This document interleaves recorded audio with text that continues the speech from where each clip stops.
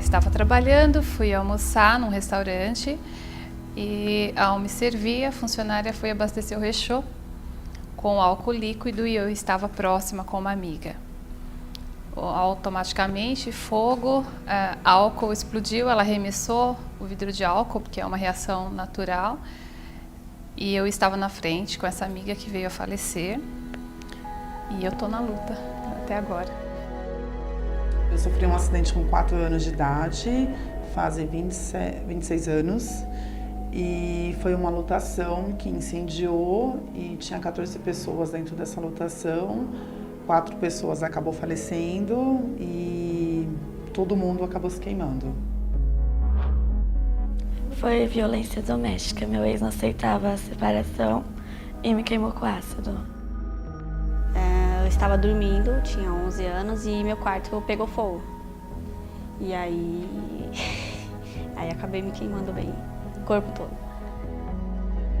No meu caso foi violência doméstica. Meu ex-namorado ateu fogo em mim e na minha mãe. Ele não aceitou o fim do relacionamento. Nessa, ele faleceu e a minha mãe também. Só eu sobrevivi.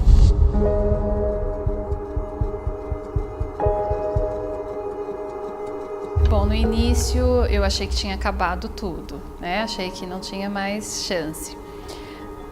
Fui bem assistida, graças a Deus, nos hospitais por onde eu passei. Iniciei o tratamento psicológico, que eu acho fundamental. E automaticamente as coisas foram acontecendo, eu fui vendo que não tinha tudo acabado. O processo é bem lento, bem doloroso, tanto por dentro quanto por fora, porque os olhares machucam, as palavras, as pessoas, e às vezes não é nem intencional. É um olhar, mas a gente está meio frágil, a gente acaba guardando.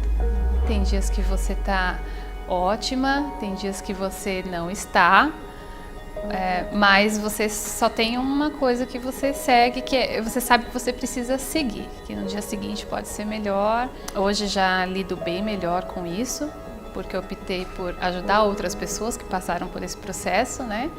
Então você acaba se fortalecendo também. Foi difícil, porque quando eu fui internada eu descobri a gravidez, então eu não poderia usar todos os remédios que tinha que tomar.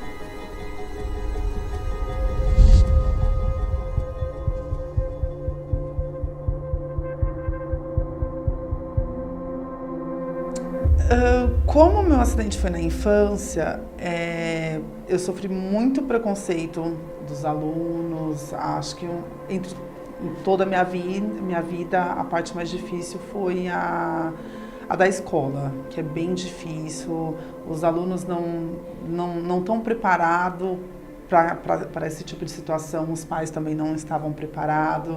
Então foi bem difícil, mas em relação à minha família, eu tive todo o apoio.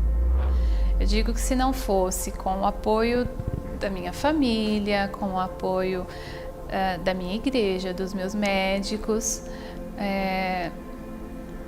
dos meus amigos, né? Não seria tão fácil, né? O apoio fundamental, nós vemos bastante diferença das pessoas que recebem esse apoio, como elas lidam com a situação, daqueles que acabam ficando sozinhos, são abandonados no processo, que acontece muito, né?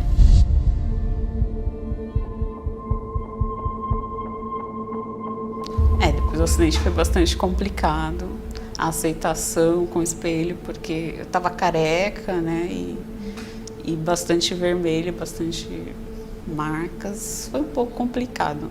Mas acho que o fato de eu ter perdido a minha mãe era bem mais complicado e acabei não dando muita atenção para isso.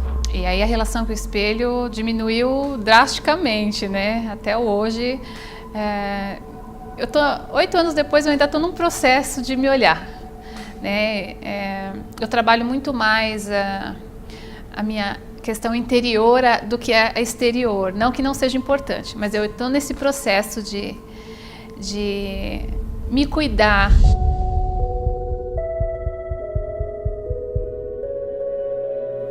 Meu primeiro momento assim de sair de casa foi voltar para a escola, 2 anos depois.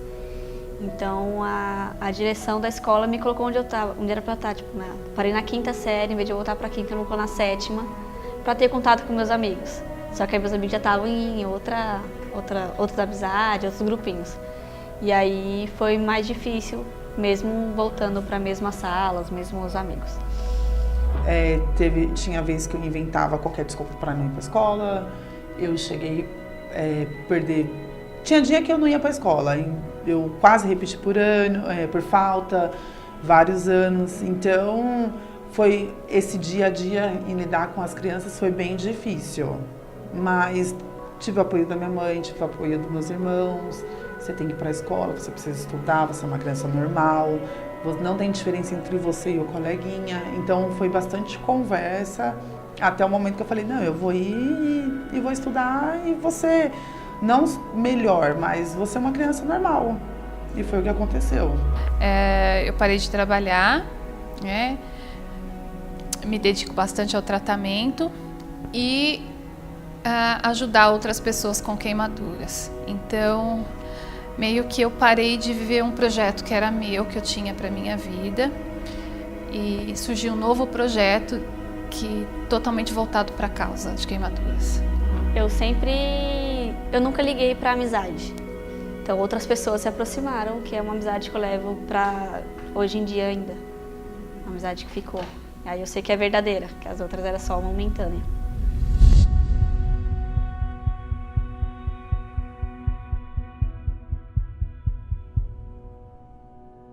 Os olhares são, assim, todos os dias existe o olhar, né, da curiosidade, outros de, sei lá, de ter dó. O olhar, ele é diário. Sim, olhares aonde vai, as pessoas ficam olhando, algumas perguntas que aconteceu, outras só ficam olhando, encarando. Eles ficaram bastante chocados, né, porque eu era meio popular assim na escola e do nada eu cheguei totalmente transformada e eu tava no meu mundinho, eu ficava sentada quietinha e não era a mesma mais, tanto por fora quanto por dentro. E aí tinha os olhares, tinha as piadas, tinha... as pessoas se afastaram. Eu tento não se importar. Às vezes eu finjo que não tô vendo, mas quando alguém pergunta eu conto mais por cima. Mas tento lidar.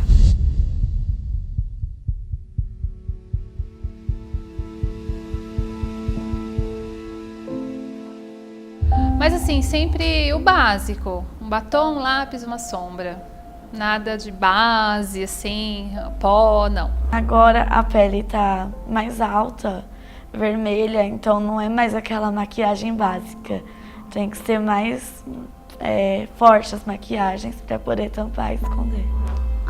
Às vezes a gente tá tão assim pra baixo, aí tipo, vai no salão, faz uma make, mexe no cabelo, você já se sentiu poderosa. Ela pelo menos reduz as cicatrizes, né? Porque sem a maquiagem elas ficam muito vermelhas.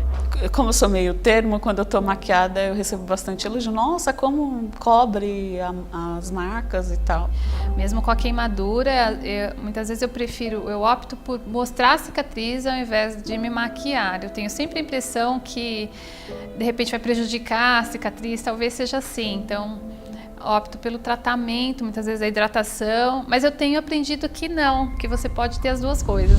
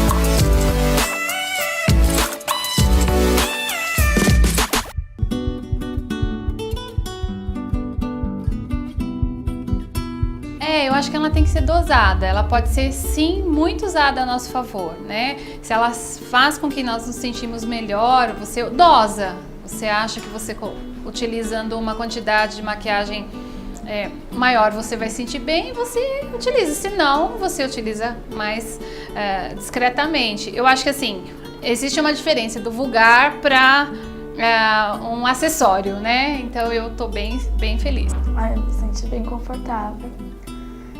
Toda hora perguntava se estava bem, que cores que eu gostava, então você respeitou bastante e também com a nossa opinião. A maquiagem foi bem tranquila, bem à vontade, sempre fazendo pergunta e respeitando a nossa opinião, os nossos gostos, é importante.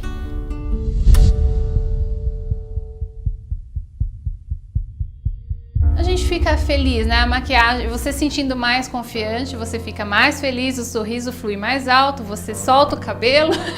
Isso faz com que eles percebam que você está feliz e eles também ficam felizes.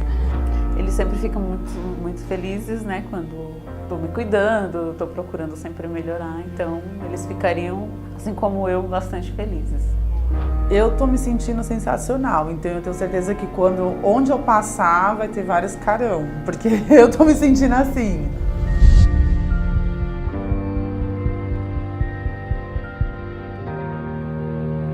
Se identifico bastante, porque ficou bem natural, só que ao mesmo tempo teve uma boa cobertura. As únicas 2 vezes que eu fui maquiada foi para portfólio, projetos e não foi a minha opinião. Foi o que o maquiador queria fazer e ele fez. Não perguntou nada, cor, tom, nada. Eu me sinto mais feliz e mais autoconfiante. Então, na minha proporção, eu tenho utilizado, né, a maquiagem. É diferente a gente se automaquiar e alguém maquiar, claro. Mas a gente também vai aprendendo e vai utilizando e vai ficando mais feliz.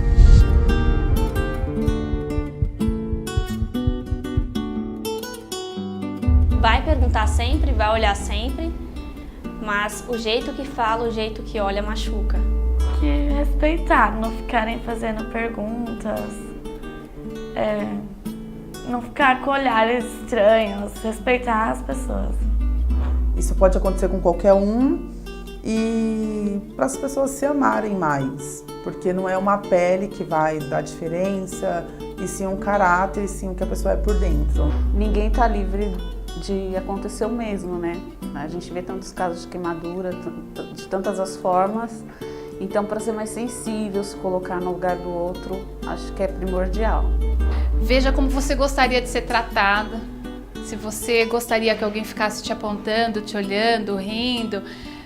O que você não quer para você, você não faz com o outro. Então, eu diria isso, para ter esse olhar mais... Não é um olhar de piedade, né? Mas compreensível.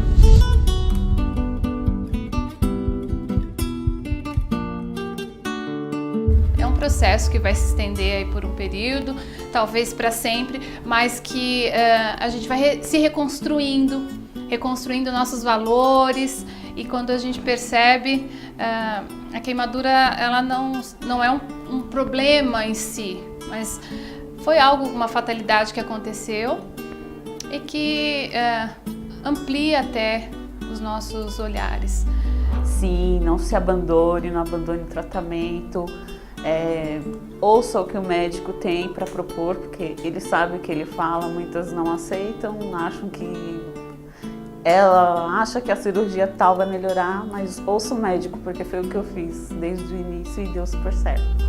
O que eu tenho a dizer é nunca desistir dos seus sonhos, se é uma cirurgia, por mais dolorosa que ela seja, se vai valer a pena, se vai ter um resultado, nenhum resultado é 100%, mas se vai ter uma melhora, continue e assim segue. Continue até o ponto que você achar que você deve continuar e que você se sinta bem. Sim, para não abandonar o tratamento, porque demora, né? Mas só que com o tempo você vai vendo as mudanças e se sentindo melhor cada vez mais.